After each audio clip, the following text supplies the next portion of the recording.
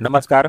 मी सर्वांचं स्वागत करतो हवामान अपडेट या आपल्या यूट्यूब चॅनलवरती. मी नेता जाधव आणि आपण पाहणार आहोत 3 एप्रिलचा संपूर्ण महाराष्ट्र राज्याचा हवामानाचा अंदाज. सर्वप्रथम आज दिवसभराचा जर विचार केला तर आज दिवसभर राज्याच्या काही भागात सकाळी ऊन पडलं, त्याच्यानंतर मात्र ढगाळ वातावरण पाहायला मिळालं. जवळपास दुपारी 1 ते 2 नंतर पुणे असेल, याचबरोबर सांगली, कोल्हापूर, सातारा, अहिल्यानगर या भागात ढगांची निर्मिती झाली आणि पुण्यामध्ये मुसळधार स्वरूपाचा पाऊस पाहायला मिळाला. काही ठिकाणी गारपीट झाल्याचेही अंदाज समोर आलेला आहे. सर्वप्रथम लेटेस्ट सॅटेलाइट इमेजनुसार जर आपण पाहिलं तर WD हा उत्तर भारतामध्ये दाखल झाला. या WDच्या प्रभावामुळे राज्याच्या बहुतांश भागात ढगाळ वातावरण पाहायला मिळालं. याचबरोबर लाइटनिंग थंडरच्या ऍक्टिव्हिटी पाहायला मिळाल्या. याचबरोबर राजस्थानचा उत्तरेचा भाग असेल, या ठिकाणी एक सायक्लोनिक सर्क्युलेशन तयार आहे. तसेच अरबी समुद्रामधून अतिउंचावचे जे ढग आहेत ते अतिउंचाचे ढग पश्चिम किनारपट्टी भागापासून आतमध्ये सरकत आहेत. या ढगांच्या प्रभावामुळेही आणि मध्य प्रदेशचा पश्चिम भाग असेल, याचबरोबर पश्चिम महाराष्ट्राचा मध्यवर्ती भाग असेल, तसेच कर्नाटकच्या दक्षिण भागापर्यंत एक ट्रपरेषा स्वरूपामध्ये पाहायला मिळत आहे. याचबरोबर उत्तर भारतामधून ही वारा जे आहे ते दक्षिणेला सरकत आहे. त्याच्या प्रभावामुळे येणाऱ्या 24 तासामध्येही राज्यात आपला पाऊस पाहायला मिळण्याची दाट शक्यता आहे. याचबरोबर सध्याची लेटेस्ट सॅटेलाइट इमेजनुसार जर पाहिलं तर आज रात्री हे नंदुरबारचा बहुतांश भाग असेल, याचबरोबर नाशिकचा पूर्व संपूर्ण भाग असेल, तिथे संभाजीनगर, जालना, जळगाव, अकोला, अमरावतीचा उत्तरेचा भाग या भागामध्ये मुसळधार स्वरूपाचा पाऊस आज रात्री पडणार आहे.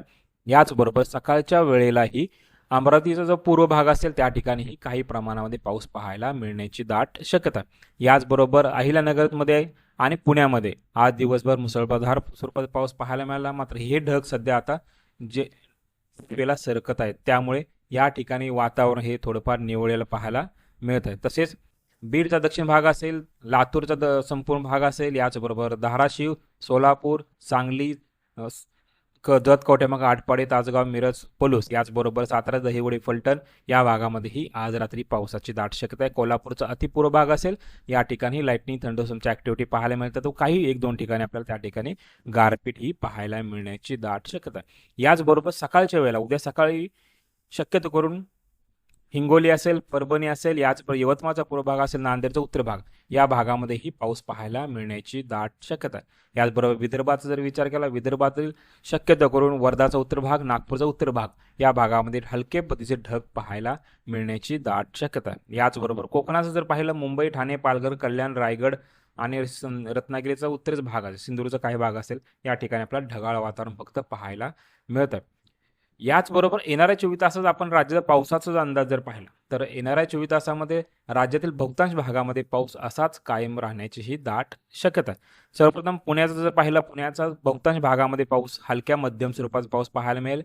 याचबरोबर अहिल्यानगरमधील तसेच छत्रपती संभाजीनगर, जालना या ठिकाणी उद्या पावसाची दाट शक्यता आहे. मात्र याचं प्रमाण असेल ते काहींशी कमी होण्याची ही शक्यता आहे, कारण की जो कमी दाबाचं क्षेत्र निर्माण पश्चिम महाराष्ट्रामध्ये झालं होतं, ते कमी दाब क्षेत्राची व्याप्ती असेल ते थोडीफार पूर्वेला सरकण्याची दाट शक्यता. त्यामुळे हा जो पाऊस असेल या भागामधील हा पाऊस आता येणाऱ्या 24 तासामध्ये पश्चिम विदर्भाकडे सरकण्याची ही शक्यता अधिक आहे.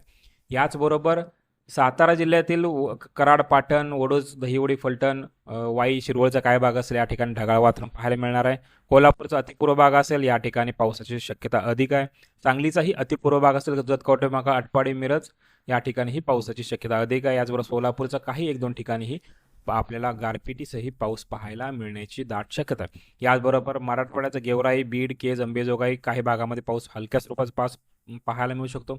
तसेच धाराशिवमधीलही उमरगा असेल, याचबरोबर तुळजापूर असेल, या ठिकाणी हलक्या स्वरूपाचं ढगांचं वातावरण व तुरळक स्वरूपाचा पाऊस पाहायला मिळण्याची दाट शक्यता आहे.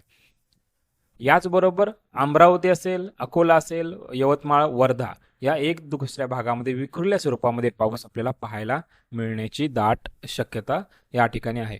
याचबरोबर IMDच्या म्हणजे हवामान खात्याच्या अंदाजानुसार आपण जर पाहिलं तर येणाऱ्या 24 तासामध्ये जळगाव, छत्रपती संभाजीनगर असेल, याचबरोबर अहिल्यानगर, बीड, परभणी, हिंगोली, जालना या ठिकाणी ऑरेंज अलर्ट जारी करण्यात आला. या ठिकाणी लाईटनिंग थंडरस्टॉर्म सहित काही ठिकाणी गारपीट होण्याचीही दाट शक्यता आहे.